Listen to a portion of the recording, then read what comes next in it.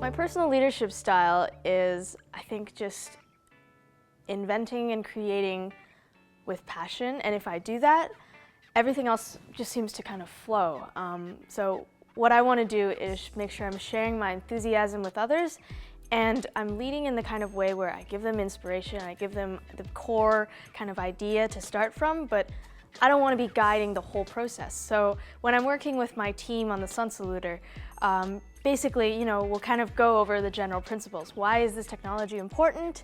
What do we want it to accomplish? And then from there, they'll kind of take the reins and bring it forward. And so it's not always up to me. I don't want to be defining every little tiny detail. That's not the way to inspire others. That's not the way to kind of engage them. And the kind of leadership that I want to share with others is the kind where they feel a sense of responsibility, they feel a sense of ownership over the idea. And the only way to do that is if I give them the freedom to do so. And I acknowledge that the idea isn't just mine anymore. The Sun Saluter is, this conglomeration of everyone that I care about and their sources of inspiration and their ideas and their enthusiasm, and we're all passionate about changing the world, so it's not just about my vision, it's about our collective vision. And I think when you're thinking about a leadership style, all of those things need to really show.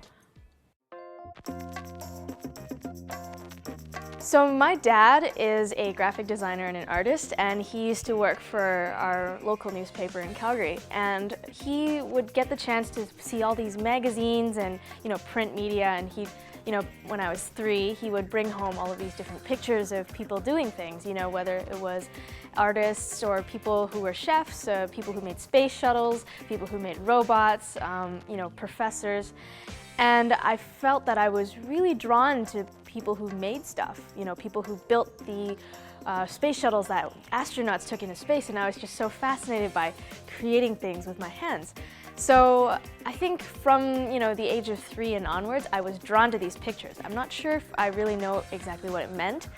I don't think we really know what passion is as a kid, but we know what dreams are.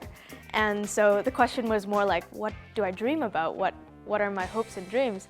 And all of them, really, I feel like they gravitated towards creating and inventing and building technologies. And so it was sort of a step-by-step process where I discovered that I was really drawn to building things, and then what was I drawn to building? So I started building different things, and then I realized, oh, I really enjoy building with solar panels, but I don't really enjoy electronics, which are of course important, so important to know, but you kind of figure out what feels right, what feels wrong, and you follow your guts. And so that was, I feel like, where it all started. And that's kind of the natural thing that when people ask me, how do you find your passion? I think it's just about following your gut feeling and, ignore what kinds of consequences, within reason, ignore what kind of consequences it has. Just do it. And you never know where it will lead you.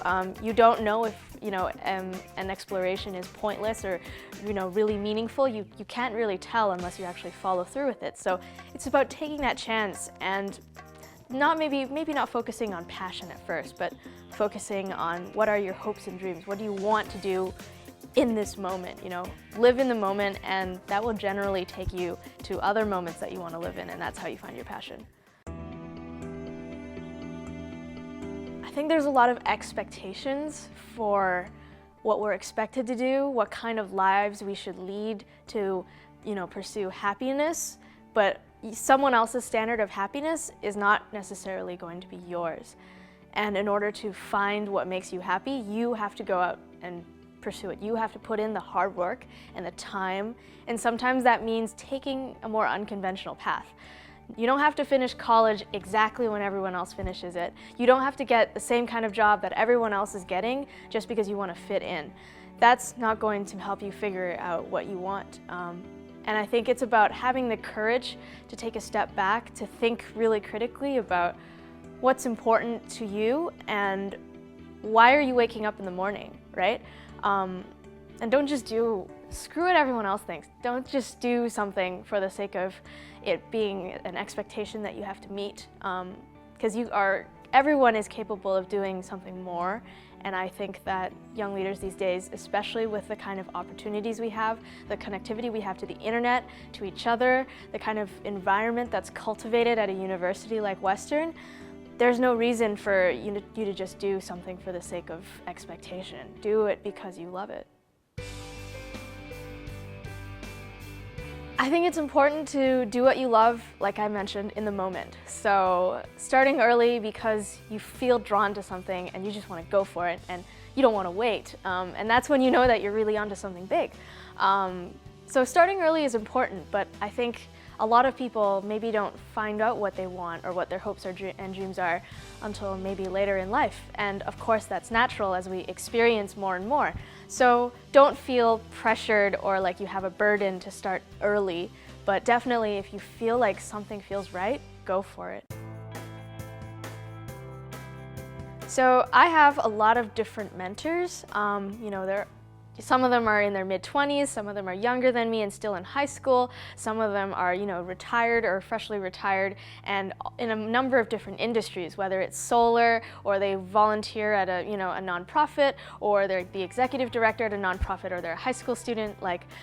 I think it's good to get perspective from a variety of different people. So what I do is I will email them, I'll share with them my ideas and tell them, what do you think? Do you think this is the right step forward? And so when I'm making important leadership decisions, I'm not just, it's not something kind of coming out of my head. It's, backed by the guidance of a number of people with more experience than me.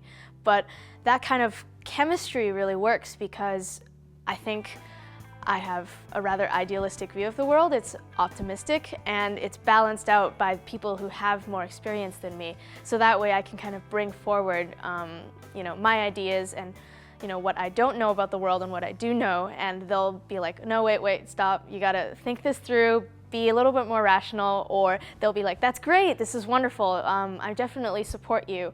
And I think it's good to get the support of other people so that every decision you make isn't just your own sole independent decision.